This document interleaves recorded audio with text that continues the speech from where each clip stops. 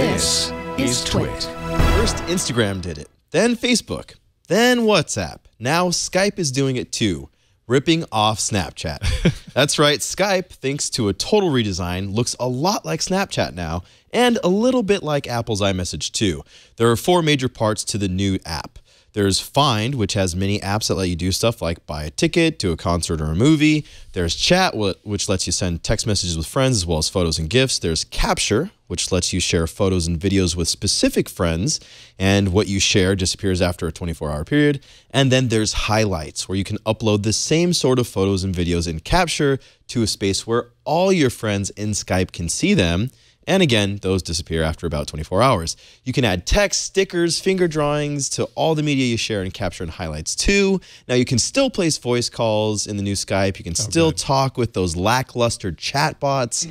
So all the old functionality is carried over, but now you can do things like respond to photos and videos and text with emojis as you would do in iMessage.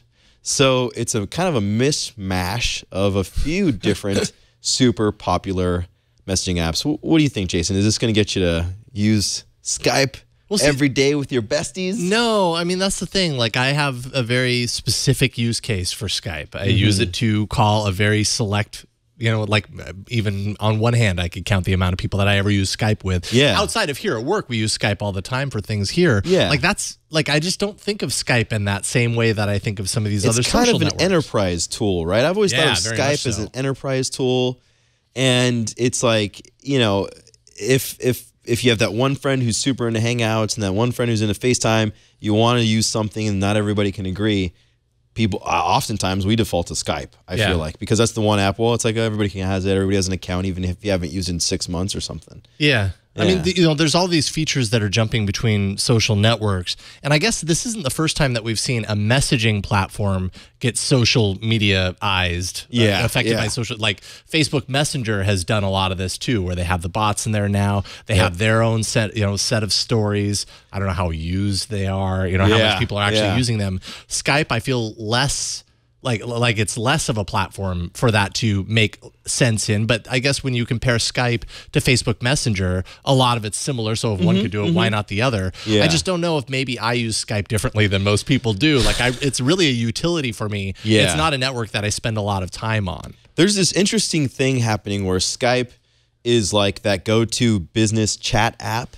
And then Hangouts was kind of that go-to chat app with your friends because it was built in Gmail, and it seems like everybody has a Gmail account and hangs out there during their workday or whatever.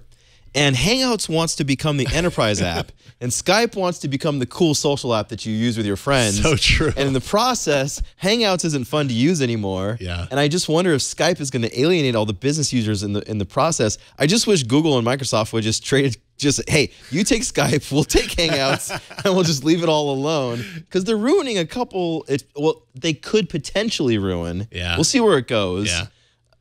But they could potentially ruin 2 great apps here because they're chasing Snapchat, which, I don't know, maybe it'll still be popular in 5 years, but maybe it won't. Which is actually kind of interesting when you think about it, because Snapchat, as far as total number of users, you know, 160 million users on Snapchat. Skype has 300 million users. Instagram has 400 million users. You know, other networks have way more than that. Snapchat really isn't at the top of the list when it comes to these things. However, everybody, you know, Instagram in particular, has made a really good kind of revitalization around their business by copying Snapchat's features.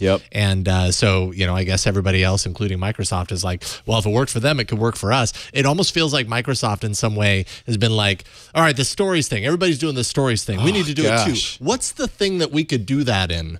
Okay, Skype, I guess. That's our property that we would do this in, right? Okay, let's try it. I don't know if it necessarily fits. For me, it doesn't fit anyway. It's you know, Microsoft is cooler than it's been in a really long time. Probably in many ways. Because, you know, it's like they're really doing something that could be special with HoloLens. The Surface Books and the Surface Pros and all, beautiful hardware. You know, maybe not the most popular, but really nice looking stuff, high quality stuff. Xbox, of course, continues to be a really exciting business, even though it's not at the top of console sales. It's just like, I feel like Microsoft is coolest when it's not trying to be other companies. Something else. And it goes through these little phases every once in a while where it just tries to jump on whatever's popular. And I don't know if it'll work out for him, but Yep. fascinating nonetheless. Yeah, absolutely.